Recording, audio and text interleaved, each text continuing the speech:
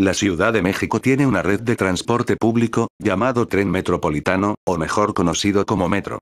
Este es conocido no solo en territorio nacional, sino también en el extranjero, y esto es por la divulgación que tiene debido al Internet, y también, gracias al mismo, se han divulgado leyendas urbanas basadas en relatos de terror supuestamente auténticos. Saludos. Te presento la sexta parte de las leyendas urbanas del Metro de la Ciudad de México. Antes de comenzar, déjame decirte que la veracidad de estas leyendas quedan a criterio de quien mira el video, pues yo solo comparto información.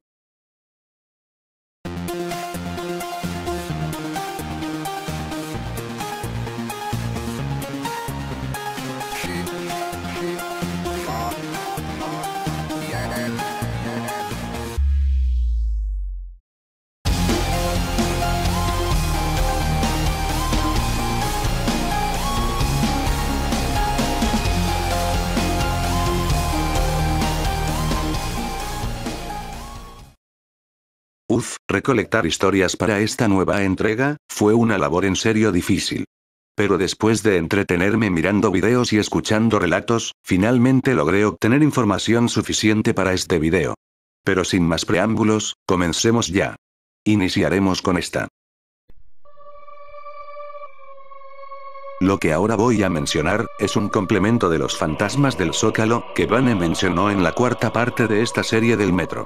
Recordemos esta leyenda. Se dice que en los túneles, andenes e inmediaciones de esta estación, se han manifestado espectros de la época de Tenochtitlán, que les han visto, no dicen nada, están callados, y solo se les ha visto desaparecer al dar la vuelta en uno de los pasillos de la estación, o cuando salen de ella. Los avistamientos se suscitan, en un inicio cuando estos fantasmas se pueden apreciar dentro del tren, para posteriormente salir rumbo al exterior de la estación del Zócalo. Testigos mencionan que estos espíritus se dirigen a las ruinas que se encuentran protegidas en las inmediaciones del Zócalo, con un motivo aún desconocido, ya que se aprecia cómo desaparecen de la vista al adentrarse a dichas ruinas. ¿Será acaso que su destino es el lugar donde perecieron? ¿Porque vienen únicamente desde el metro? Como sea, parece que habría que investigar esta zona en caso de ser cierta esta leyenda.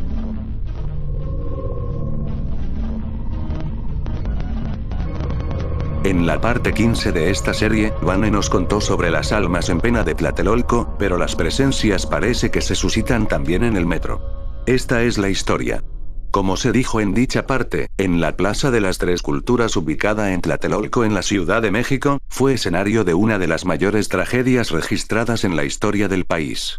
Que fue el movimiento estudiantil que dejó una importante cantidad de muertos, de los cuales en su mayoría, fueron estudiantes.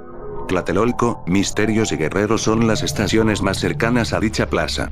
Cuenta la leyenda que en las estaciones mencionadas, se pueden escuchar gritos que vienen desde los pasillos que yacen vacíos a altas horas de la noche, además de que se dice que se pueden escuchar también desde los túneles de los andenes. No solo son gritos, ya que otra psicofonía que se ha registrado, son los pasos de gente corriendo por la estación donde te encuentres, además de que también se escuchan lamentos de puntos no determinados. Bueno, estas estaciones están cerca de un sitio que registró muchas muertes, además de que en estas estaciones también se han llevado a cabo una considerable cantidad de suicidios, a lo que pienso de que se traten de las almas en pena de toda esta gente.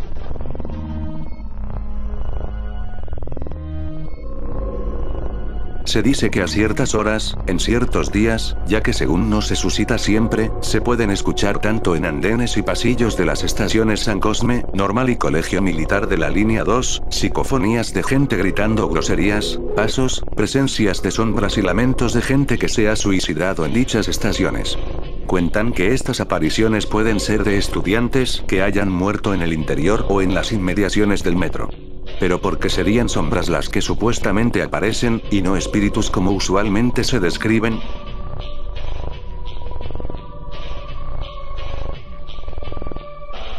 En la estación Consulado se han estado registrando gritos de lugares, sin especificar a altas horas de la noche, únicamente después de que cierra el servicio.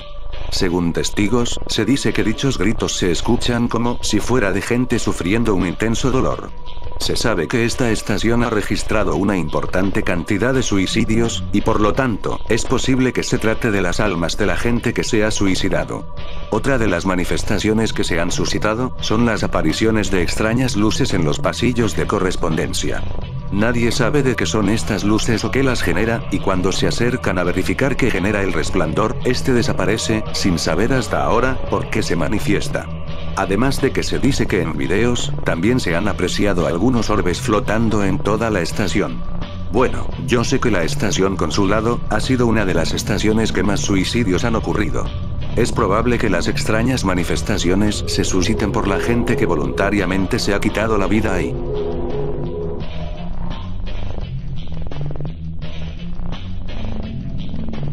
La creencia del ocultismo dicta que si deseas que una obra se mantenga en pie a pesar de las adversidades del tiempo, esta se debe construir a base de sangre. Se dice que durante la construcción de la línea 12, se han reportado trabajadores desaparecidos en el tramo subterráneo. Los usuarios del metro de la Ciudad de México saben que la línea dorada tuvo una importante falla que la dejó parcialmente fuera de servicio. Pero lo extraño fue que la que se mantuvo en servicio fue dicho tramo. Cuentan que en los muros de este tramo subterráneo, se encuentran los huesos de las víctimas, pero lo más escalofriante del asunto, fue que entre la gente sacrificada para este fin, fueron involucrados niños, pues un testimonio encontrado en internet, menciona que un usuario se encontró con una niña fantasma que desaparecía en uno de estos muros. Esto me recuerda a la leyenda de los lamentos en el Estadio Azteca que conté en la parte 5 de la serie.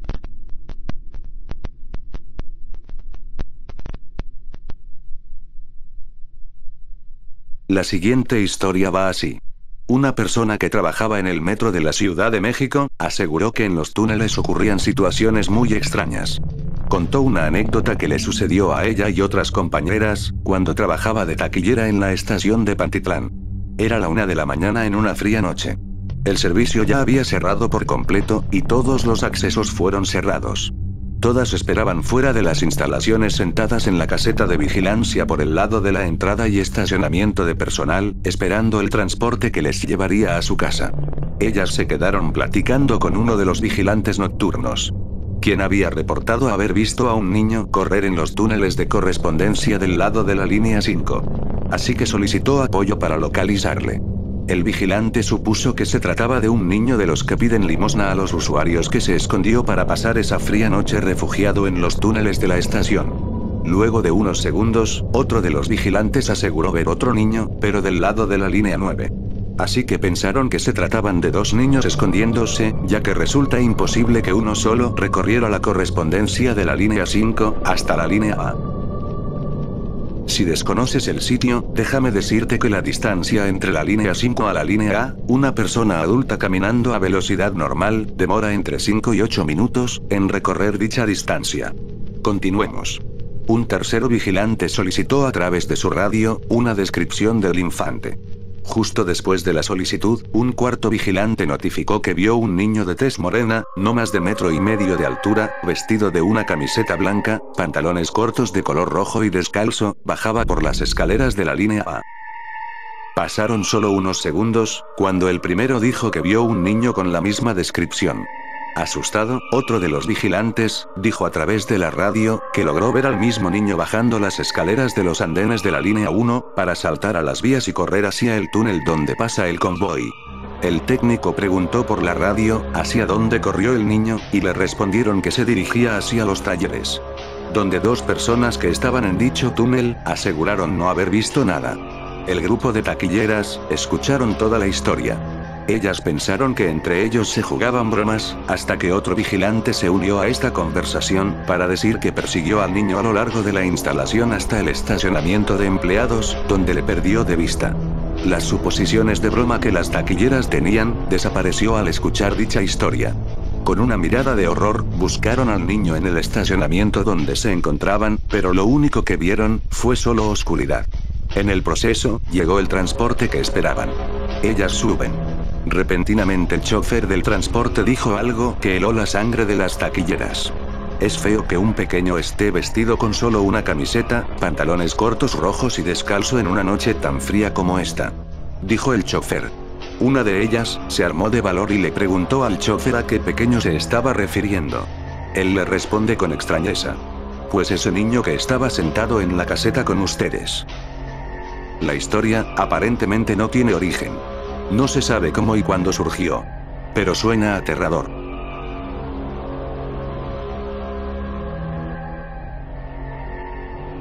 En la 12ª parte de esta serie, conté la leyenda de inyección de muerte que parece que se suscitaba únicamente en la vida nocturna.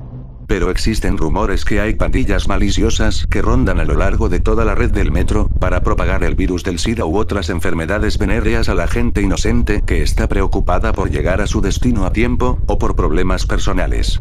Cuenta la leyenda que este grupo lleva jeringas con su sangre durante las horas pico, para inyectársela a los usuarios durante el forcejeo de entrada y o salida del tren, para así, no ser detectados entre la multitud. Al igual que en dicha parte donde toqué el tema, es imposible que algo así ocurra. Además de que nunca he sabido de un caso semejante.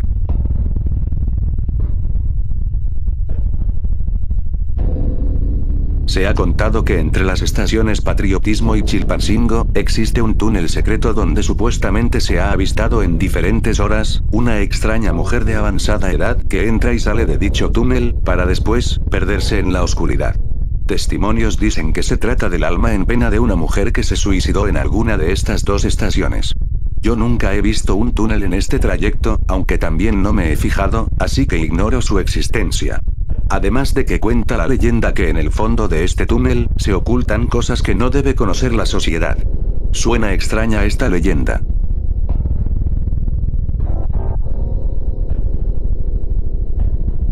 Cuenta la leyenda que en el tramo de correspondencia de la estación de la Raza, se puede observar a un vigilante normal, pero dicen que este es en realidad un espíritu. Ya que el resto del personal también le ha visto, pero no se acercan a él, debido a la extraña vibra que este despide. Al investigar los registros, la persona avistada no aparece.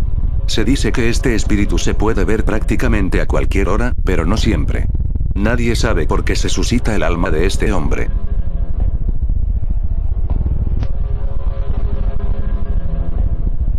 Se dice que además de la supuesta existencia de la estación de Los Pinos que se contó en la primera parte del metro, y la del búnker en Barranca del Muerto de la parte 3, también hay otra estación reservada para el presidente o gente cercana al mismo.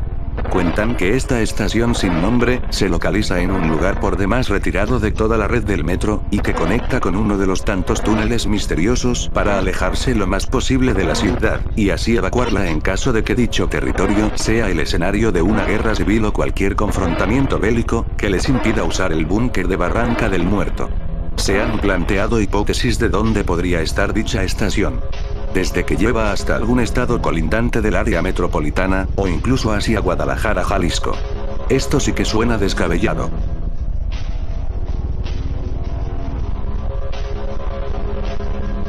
Esto sucedió hace un tiempo, y este relato fue contado por una mujer que trabajó durante un breve tiempo en el metro. Ella era una recién egresada del colegio durante los años 80. La mujer tenía familia trabajando en el metro y había sido contratada con ayuda en este trabajo. Ella siempre había querido conducir un tren, y esto lo pudo lograr después de un par de meses de entrenamiento y faltando algunos choferes del transporte naranja por sus vacaciones. Estuvo en capacitación por cerca de 3 semanas, siendo instruida por un hombre que estaba a punto de jubilarse. El tren que le fue asignado por casi 2 meses pertenecía a la línea 2. Mientras fueron pasando los días, ella y el señor fueron volviéndose amigos, y cada día mejoraba en el manejo del tren. Un día, el señor le recomendó que no estuviera hasta muy noche dentro del metro, pues había ciertas historias que le habían sucedido, y que mucha gente no podría soportar debido a lo extrañas y aterradoras, pues en una de estas historias, contó que una compañera fue a terapia psicológica, cuando una joven de 17 años se arrojó a las vías frente a sus ojos, y no logró frenar. Ella, atenta a sus historias, le dijo que esperaba nunca le pasara algo así. Una recomendación de su compañero le dijo, fue que nunca se quedara mucho tiempo entre la estación de Panteones y Cuatro Caminos, que ahí sucedía algo muy raro y tenebroso, a lo cual, ella solo rió diciendo que no creía en fantasmas ni en muertos. El señor se puso serio y le dijo que eso estaba muy bien, que él tampoco lo hacía, hasta que un día le ocurrió algo muy raro que no quiso contarle. Lo único que le platicó, es que en ese tramo del metro entre Panteones y Cuatro Caminos, se encontraba un panteón, y que muchas de las tumbas fueron removidas por la construcción del metro, y que por eso las almas habían regresado para manifestarse. Ella volvió a reír, y nunca más se volvió a hablar del tema. Pasó sus primeras semanas muy bien ya sola y extrañando a su compañero, el cual hacía más ameno el viaje, contándole miles de historias del metro. Llegando por su último viaje pasadas las 0 horas, en Tasqueña, bajó del tren para dirigirse a su superior. Le saludó y le dijo que ya se iba. El supervisor la volteó a ver y le dijo que le da mucha pena, pero ya no hay conductores de tren, y que necesita que pruebe uno que acaba de ser reparado. Él solo le pidió que lo llevara lo más rápido que pueda de Tasqueña a Cuatro Caminos y de vuelta, y que ya avisó a la gente que hace la limpieza en los túneles para que no bajen hasta que se les indique que ellos ya deben comenzar a trabajar. A ella no le pareció la indicación, así que molesta lo llevó a donde se le indicaba. Pensativa y muy molesta, condució lo más rápido que pudo hasta la estación de Cuatro Caminos, pero entre Panteones y Cuatro Caminos, el tren comenzó a vibrar de forma extraña y le detuvo para que no fuera a pasar algo raro. Habló por radio con el supervisor, pero no respondía. A lo lejos logró ver a un sujeto sobre las vías, lo cual hizo que se enojara aún más, pues era una irresponsabilidad por parte del supervisor que había dicho que los servicios no empezarían sino hasta que ella regresara. Tocó el claxon para que el intruso la viera, pero este siguió caminando por el túnel. De nuevo tocó el claxon solo para lograr ver a 2 nuevos individuos en los túneles. Ya muy molesta intentó bajar del tren para decirles que se movieran, pero de repente la luz se fue, lo cual hizo que se paralizara del miedo porque no se lograba ver nada. Después de unos segundos, la luz volvió y vio cómo caminaban cerca de unas 20 personas entre hombres, mujeres, e incluso niños por las vías. Inmediatamente cerró la puerta del vagón, pues recordó lo que le había platicado su compañero. Encendió el tren y justo cuando lo hizo, la gente desvaneció. Ya aterrada llegó a Cuatro Caminos, e intentó buscar a alguien para contarle lo sucedido, pero no logró encontrar a nadie y dejó el tren estacionado en la terminal de Cuatro Caminos y salió del metro para tomar un taxi y dirigirse a su casa. Ella contó lo sucedido al taxista, e incrédulo solo la escuchaba. Estaba llorando y pálida llegó a su casa y nunca más volvió a poner un pie en el metro. Cuentan que esta mujer ya no se ha acercado a ninguna estación de la red del metro de la Ciudad de México. Bueno, esto es como un complemento de la leyenda de Panteones que conté en la segunda parte del metro.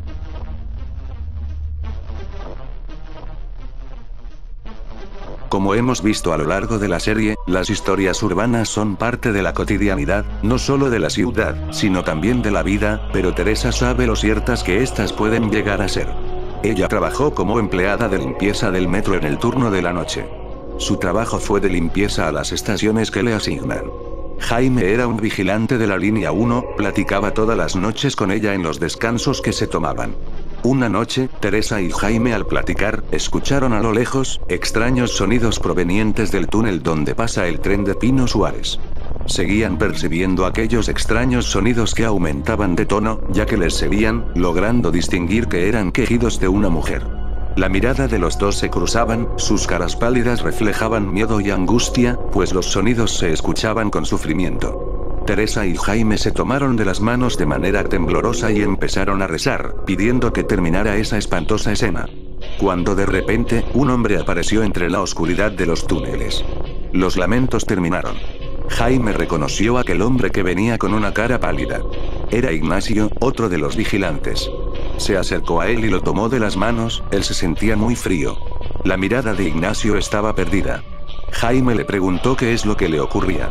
Él, apenas hablando por el miedo, dijo que recién vio a una persona, mientras Teresa estaba petrificada del miedo. Ignacio, ¿pero a quién viste? ¿Oíste lo mismo que nosotros? Pregunta Jaime desesperado y nervioso. Entre Teresa y Jaime, intentaban subir al andén a Ignacio. Pálido y sin palabras, él subió de manera torpe por la escalera localizada al extremo de la estación. Teresa corrió a su bodega, tomando de su mochila, un trozo de pan que llevaba. Corrió hacia donde estaban los dos hombres. Tomó el pan y lo introdujo a la boca de Ignacio, que seguía pálido y frío. Teresa y Jaime estaban concentrados en sacarle una palabra a Ignacio cuando él abrió los ojos, mostrando miedo y señalando de nuevo hacia el túnel. La mirada de Ignacio fue a las vías del metro. Los tres voltearon y se quedaron impactados ante lo que veían. Una mujer flotaba sobre las vías. Teresa y Jaime comenzaron a rezar, e Ignacio desmayó. Un frío invadió toda la estación. Repentinamente la mujer desapareció entre la oscuridad del túnel que lleva a la estación de la Merced. Muertos de miedo, Jaime y Teresa hicieron todo lo posible para sacar a Ignacio del andén y llevarlo a una oficina localizada en la entrada. De inmediato llamaron a un médico y al jefe de estación encargado del turno de la noche. Luego de unos minutos llegó el jefe de estación, acompañado de un médico y 2 policías más, pensando que habían tenido algún altercado con algún drogadicto o indigente.